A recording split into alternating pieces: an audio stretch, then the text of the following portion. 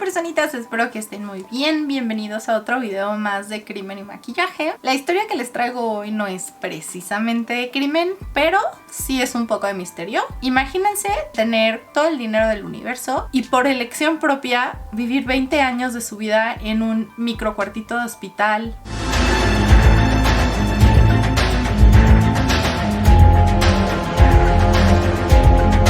Huguette Marcel Clark nació en 1906 en París. Sus padres fueron William Andrews Clark y Anna LaChapelle. William Andrews Clark nació en una familia granjera en 1839.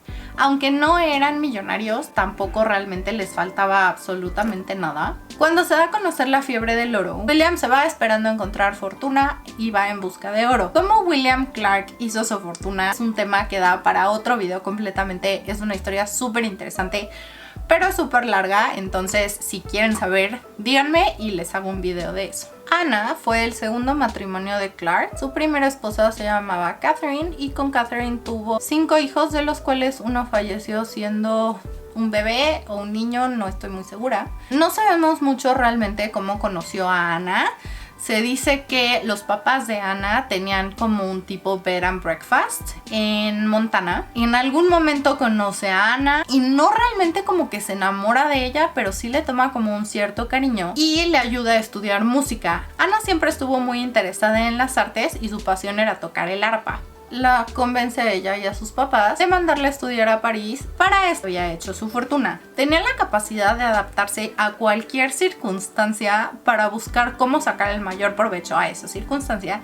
Y también le tocó una época en la que las cosas se dieron específicamente para que lo pudiera hacer. Entonces, conforme William iba haciendo su fortuna y crea su primer banco, otorgaba préstamos y cuando no se los podían pagar, embargaba los bienes.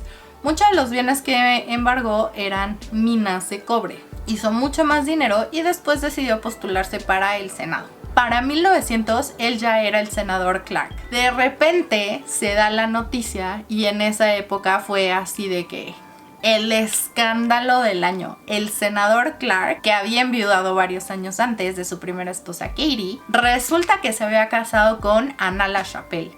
Y no solo eso, iban a llegar a Nueva York y ya tenían 2 hijas. Esto fue un súper escándalo porque el senador Clark tenía 67 años y su nueva esposa tenía 28. Su primera hija, Louisa Amelia André Clark, a quien la llamaban André, nació el 13 de agosto de 1902. Y su segunda hija, Huguette Marcel Clark, nació, como ya les dije, en 1906. El senador, que a fin de cuentas le encantaba estar en el ojo público, era todo lo contrario a su esposa Anna.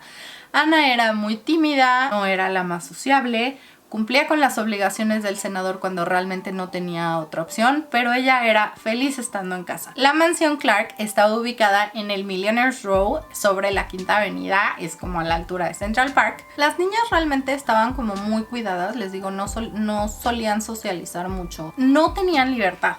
O sea, Anna se la pasaba encima de ellas, que tu clase de esto, tu clase del otro. Típicas señoritas de sociedad de esa época que sus papás controlaban todo. Esta institutriz se dio cuenta de que realmente André no era muy feliz. Sugirió que entrara al grupo de Girl Scouts. Fue la mejor sugerencia que pudo haber hecho. Era muy feliz ahí, tenía la libertad que quería de explorar en la naturaleza, estar con niñas de su edad que no eran como las típicas socialites. André no estuvo tanto tiempo en los Scouts porque desafortunadamente unos 2 años después de haber empezado en el Sunflower Troop, después de unas vacaciones para ir a ver a la familia de Anna, André contrajo meningitis. Murió a sus 16 años, una semana antes de cumplir los 17. La muerte de André obviamente les pegó súper feo, sobre todo a Huguette y Anna. Era la compañera de toda la vida de Huguette, era su compañera de juegos, de confidencias, de todo. Y de pronto, súper solitaria, Huguette se quedó más sola todavía. Tan especial el tiempo que André pasó con las Scouts que su papá, W.A. Clark, donó un terreno a los Scouts que hasta el día de hoy se siguen haciendo convenciones de Scouts ahí. Después de haber tardado 7 años en construir la mansión Clark, la habitaron unos cuantos años, porque en 1925 el senador Clark falleció. Dejó una fortuna que hoy tendría un valor más o menos como de $3,5 billones. La dejó repartida a partes iguales a sus 5 hijos, los 4 con su primera esposa más Huguette. Ahora, cuando se casó Ana, le prometió el senador Clark a sus hijos que Ana no iba a heredar a partes iguales, que solamente le iba a tocar una pensión cuando él ya no estuviera. Entonces, ya que el senador no estaba, Ana y Huguette tuvieron que mudarse. Se mudaron muy cerca de la casa. Compraron un departamento en el 907 de la Quinta Avenida. Antes de morir, el senador Clark compraron en Santa Mónica, California, una propiedad llamada Belosguardo. Es una propiedad impresionante, tiene una vista increíble al mar, propiedad privada. Y era un lugar más para Ana. Ahí ella invitaba gente más artística. Cuando falleció el senador Clark, esa propiedad de Belosguardo sí se la quedó Ana, y Ana y Huguette la seguían visitando muy seguido. Cruzando la calle de Belosguardo está hasta el día de hoy, lo pueden visitar, el André Clark Bird Refuge. Huguette donó el dinero para poder hacerlo en memoria de su hermana André, con la condición de que nunca en la vida se iba a poder construir algo ahí. Ya que se habían mudado al departamento del 12º piso del 907 de la Quinta Avenida, compran el departamento del piso 8 y la idea era que Huguette se quedara arriba en el piso 12, pudiera casarse, formar una familia y se quedara a vivir ahí, y en el piso 8 estuviera Ana. Para diciembre de 1927 se anuncia el compromiso de Huguette con Bill Gower. Al parecer, esta idea del matrimonio con William Gower era un matrimonio arreglado por parte de Ana para asegurarse que Huguette nunca estaría sola, nunca le faltaría nada, y que siempre fuera a ver a alguien que viera por ella. Bill y Huguette se casaron en agosto de 1928 y el matrimonio realmente solo duró 9 meses. Se dice que en plena luna de miel, a unos cuantos días de haber empezado, Huguette dijo "me voy a casa" y se fue, sin más explicación. Era muy difícil poder conseguir un divorcio, por lo tanto el divorcio no se hizo oficial sino hasta 1930, que lo pudo conseguir en Las Vegas. Para poderte divorciar en Las Vegas en ese momento necesitabas tener una residencia en Las Vegas de por lo menos 3 meses, así que Huguette y Ana se fueron a vivir a Las Vegas 3 meses, consiguió el divorcio y se regresaron a Nueva York. Y se mantuvieron el resto de sus vidas en contacto. De hecho, se escribían cartas. Toda la vida ayudó a Bill y a su familia, mandándoles dinero, regalos y todo lo que necesitaran. Y pues así siguieron Ana y Huguette, bastante reclusas. No les encantaba salir, si acaso salían de vez en cuando a una tarde de ópera o algo así, pero en general preferían invitar más bien a todos los artistas a sus departamentos. Tuvieron que dejar la mansión Clark de acuerdo al testamento, si se podían llevar todo lo que había adentro. Llevaron muchísimas obras de arte, creo que invaluable la cantidad de arte que tenían en sus departamentos. Ana tenía en su departamento en el 8º piso la pintura de Madame Cézanne y Huguette al parecer la detestaba. En ese momento había un chelista muy famoso que se llamaba Robert Mass y era amigo personal de ellas dos. Bastante seguido estaba ahí en su departamento. La reunión que tenía Ana en su departamento, bajó Huguette después de un rato y Ana estaba platicando con Robert Mass. Estaban justamente hablando del cuadro de Madame Cézanne que Huguette decía que no le gustaba. Robert Mass le estaba contando a Ana, así casual el chismecito, que había un coleccionista que tenía 4 instrumentos Stradivari, 2 violines, una viola y un cello. Y le decía que los tenía, pero la única condición que tenía para venderlos es que se tenían que comprar los 4 instrumentos juntos o no los iba a vender y tenían que quedarse juntos siempre. Obviamente comprar 4 instrumentos Stradivari no era como cosa de ir al mercado y ahorita vengo, a menos que fueras Ana Clark. Ana le dijo a Robert, espera, o sea, hold my beer, ahorita vengo. Descolgó su cuadro de Madame Cézanne, le dijo al chofer que la llevara a una galería donde solía comprar y vender cuadros. Y después de un ratito regresan a la tertulia con los 4 instrumentos de Stradivari. Se los regaló a Robert Mass. Aquí tienes los 4 instrumentos, forma un cuarteto de cuerdas. Y así es como nació el cuarteto Paganini que pueden oír hasta ahora. Obviamente no son los integrantes originales, pero el cuarteto todavía existe. Hasta que el 10 de marzo de 1878... Ana Clark falleció. Y una vez que Ana muere, Huguette decide ya no va a volver a Belosguardo. Hay demasiados recuerdos ahí con su mamá, ese era el lugar de ella. Y durante más de 60 años nunca más fue a Belosguardo. Le pagaba a los trabajadores para que lo mantuvieran intacto. Es como si el tiempo ahí se hubiera congelado. Los mismos muebles, el mismo jardín, mantenido toda la perfección. Para 1991, aparece el doctor Henry Sigman. Parece ser que el portero del edificio se preocupó por Huguette al no verla y no saber nada de ella. Y él le habló a un doctor o un vecino, o sea, realmente no sabemos cómo, pero llegó el doctor Henry Sigman al departamento de Huguette. Él cuenta que le abrió la puerta así de apenas. Una mujer mayor, flaquita, chiquita, chaparrita, con unos ojos azules preciosos, pero sobre todo tenía media cara de úlceras porque tenía cáncer de piel en la cara. Y no sabemos por qué, pero nunca se le ocurrió a Huguette ir al doctor. Entonces vivió con el cáncer en su cara durante años, que le deformó la cara. Al parecer tenía como una parte faltante del labio inferior, que ya el cáncer se lo había comido. Entonces parte de eso también fue lo que le hizo aún más reclusa de lo que ya era de por sí. Ahora, el doctor le insistió que por favor fuera al hospital para el tratamiento. Milagrosamente Huguette accedió. Huguette no tenía seguro médico, pero le habló a su abogado, le contó la situación y acto inmediato el abogado de Huguette mandó un cheque por $10,000 al hospital. Trabajaba en el Doctors Hospital, también en Nueva York, y ese fue el último día que Huguette estuvo en su departamento, en 1991. De ahí decidió quedarse en el hospital. ¿Por qué? No lo sabemos. Tenía 3 departamentos en Nueva York, tenía velos guardo. Y además tenía una casa en Connecticut que había comprado en tiempos de la Guerra Fría como un refugio. Y nunca siquiera pisó la casa. La casa literal estaba igual que Velos Guardo, súper bien mantenida, pero vacía. Ni siquiera conoció la casa en persona, pero ahí seguía. Entonces, teniendo 2 mansiones y 3 superdepartamentos, se quedó en el hospital. Forever and ever. Las siguientes 7,364 noches, que son 20 años y 2 meses, las pasó en un cuarto de hospital. Es aquí donde llega nuestra historia Hadassah Perry.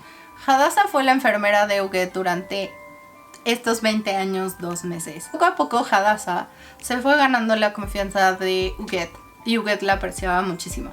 Era realmente de las pocas personas que Huguette permitía que estaban, porque tampoco le encantaba que estuvieran otras enfermeras, solamente quería a Hadassah. Entonces poco a poco pues Hadassah se fue convirtiendo en realmente la enfermera personal de Huguette. En los turnos de días trabajaba entre 12 a 16 horas todos los días sin descanso, o sea, de lunes a domingo durante más de 10 años. Hadassah se hizo cargo de cuidar a Huguette. Ella dice, le dedicó su vida a Madame Clark. Pues también estuvo muy bien remunerado, porque además de que Huguette le pagaba bastante bien, en el transcurso de los años le regaló como 5 o 7 casas, no me acuerdo muy bien, pero pongámosle 5 casas. ¿Se estaba aprovechando de Huguette o no? Realmente no lo sabemos.